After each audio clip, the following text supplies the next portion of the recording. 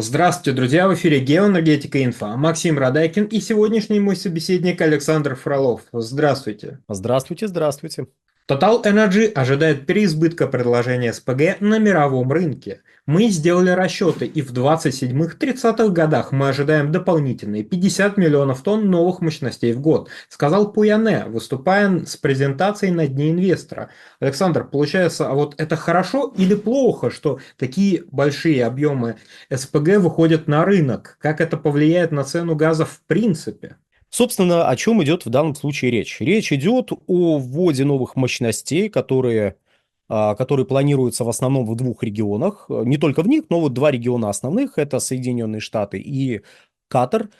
Притом избыток предложения с 27 по 30 годы– это немножечко сдвинувшийся прогноз, который предполагал, что избыток предложения может сформироваться с 25 по 27 годы. Об этом и писалось, и говорилось, и вот ваш покорный слуга, в общем-то, об этом и писал, и говорил на протяжении последних лет двух. Это довольно очевидная вещь, связанная с тем, что есть анонсированные проекты, и эти проекты имеют конкретные даты ввода в эксплуатацию. Соответственно, вы можете предположить, что вот с такого-то по такой-то годы дополнительные мощности по производству сжиженного природного газа составят вот такую-то величину, а значит, может увеличиться предложение сжиженного природного газа в мире. Причем тут 19 и 20 годы. В 19 году были введены к 2019 году были введены новые мощности по производству сжиженного природного газа, которые привели к тому, что объем поставок СПГ на мировой рынок подскочил за год где-то на 50-55 миллиардов кубов. Это был, ну, пожалуй, рекордный прирост за предыдущие как минимум лет 10. И этот прирост невольно ударил по эффективности этих проектов.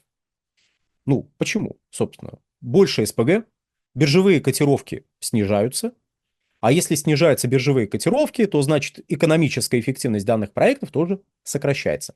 Либо напрямую, либо опосредованно. Вот представим себе теперь, что как в 2019 году новые мощности были введены в эксплуатацию, а спрос за этими мощностями не успевает. Это означает, что возникает избыток предложения, биржевые котировки идут вниз, и продавец газа начинает зарабатывать меньше денег, чем он планировал. Либо вообще начинает терять на продаже этого самого газа.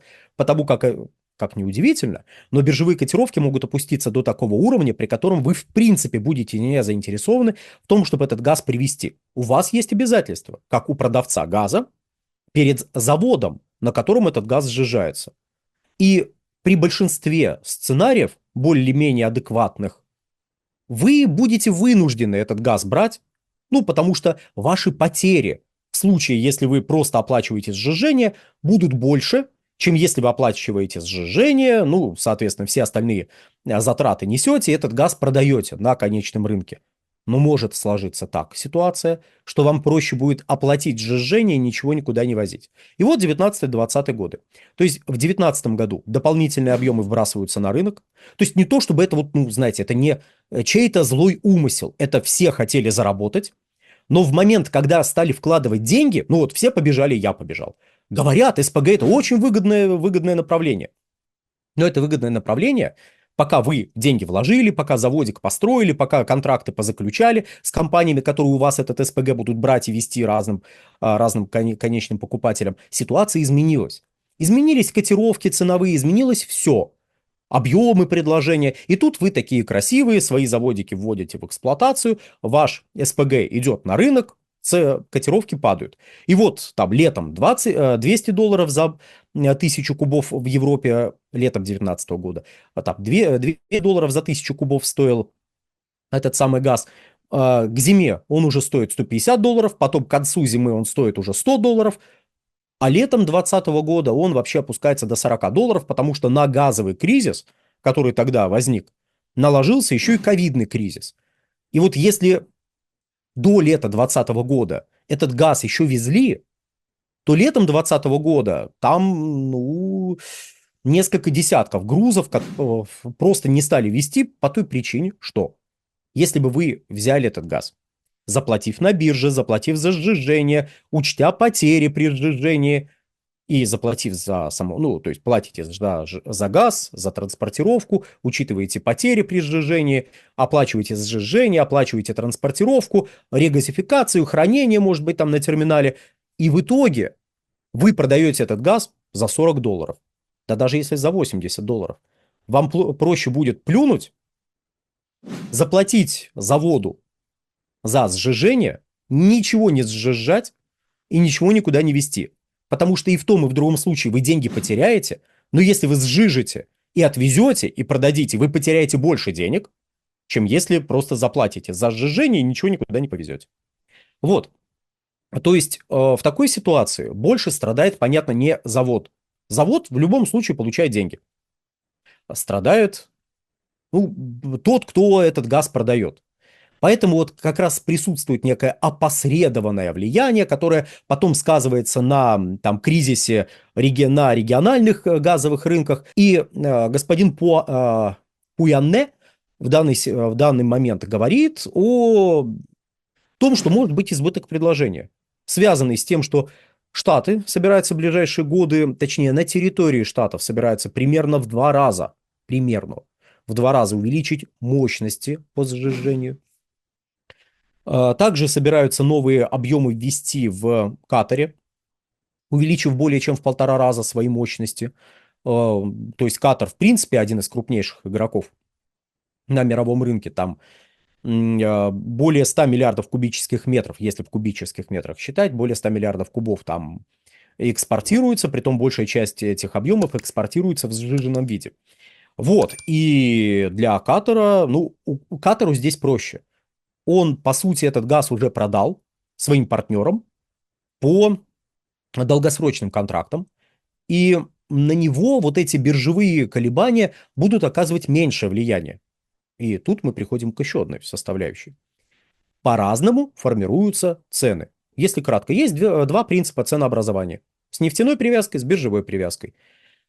На разный газ может быть конечная цена несколько разная, потому что, опять же, себестоимость этого газа разная, но так или иначе, для ситуации, когда возникает избыток предложения, в большей степени может пострадать тот газ, который продается с биржевой привязкой.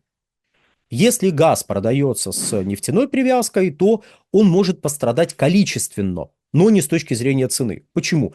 Потому что количественно, потому что ну, у вас падает цена на биржах, точнее, падают биржевые котировки, вам интереснее становится закупать вот этот вот газ, который продается через, ну, который привязан к бирже, вы больше его покупаете, если у вас есть такая возможность, и минимизируете закупки более дорогого газа, который идет вот с нефтяной привязкой. Но так или иначе, там есть некие гарантированные объемы закупок, опять же, контракты, они не волюнтаристские, составляются из серии, ну, купите и купите. Вот сколько купите, столько купите. Нет, есть гарантированные объемы закупок, которые позволяют при любом развитии ситуации вернуть вложенные в строительство заводов средства. Опять же, это в том случае, если вы, как компания-продавец, являетесь еще и владельцем завода, на котором этот самый сжиженный природный газ производится, ну и так далее. Вот, это еще одна составляющая, которую нужно учитывать, когда мы говорим про возможный избыток. Но может ли быть избыток? Да, разумеется, еще раз, он может быть. То есть первое, может быть избыток, потому что будут новые мощности в Штатах, будут новые мощности в Катаре, ну, в Российской Федерации, тьфу-тьфу-тьфу, будут новые мощности, а также будут необходимые транспортные мощности для перевозки. Это вопрос, который сейчас решается. Будет готовность покупателей покупать этот газ, потому что, ну, некоторые мощности, которые сейчас вводятся, они подпадают под санкции, но, опять же, кто-то подпадает под санкции, а кто-то говорит, ребята, мы готовы у вас все это купить. А санкции, давайте так, чик-чирик, мы в домике. Вот. Сделаем вид, что мы не в курсе, откуда этот газ идет. Ну, к примеру. Вот. То есть избыток предложения ударит в первую очередь если он возникнет, ударит в первую очередь по биржевым котировкам. Это приведет, в свою очередь, к снижению экономической эффективности поставок того газа, который везется с биржевой привязкой, и возможно, снизит закупки газа, который идет с нефтяной привязкой. В том числе, возможно, это скажется на трубопроводных поставках. Такое тоже сбрасывать со счетов совсем уж нельзя, такое бывает. Опять же, в 2019-2020 году мы подобное наблюдали. Вот. Но снижение экономической эффективности при этом ведет к тому, что, некоторые проекты начинают сдвигаться вправо. То есть, когда видят, что начинается какое-то нехорошее брожение на рынке. Зачем мы сейчас будем вводить в эксплуатацию наш заводик, если мы будем терять на этом деньги? К примеру. Поэтому некоторые проекты начинают сдвигаться вправо, как это, собственно говоря, было, что не в последнюю очередь, что не в последнюю очередь говорит нам о возможном кризисе, связанном с дефицитом газа после кризиса избытка предложения. И вот тут самое главное. Мы не знаем одной составляющей, которая не позволяет нам сказать, прав господин Пуянне в его прогнозах, правы ли мы, подозревая, что может быть кризис перепроизводства. Мы не знаем уровень спроса. Это главная составляющая, которую невозможно предсказать. Потому как мы не знаем ситуацию в Европейском Союзе. Будет там восстанавливаться потребление газа? Не будет оно восстанавливаться. Может, оно будет дальше падать. И тогда кризис перепроизводства лишь усугубится, что в свою очередь приведет к тому, что часть проектов сдвинут вправо, которые не успеют ввести в эксплуатацию до того, как кризис начнется. Будут минимизироваться вложения в новые проекты, потому что, кто будет вкладывать деньги во время кризиса в новые проекты по производству СПГ? То есть вы бы хотели вложить, вот у вас была такая мысль, но тут кризис, вы смотрите на происходящее и решаете, не-не-не, я подожду. Это зачастую приводит к тому, что основная часть вложений приходится на момент, когда пиковые цены, после чего все строят заводики, вводят их в эксплуатацию, и цены под давлением этого чудесного фактора рушатся. Но потребление мы не знаем.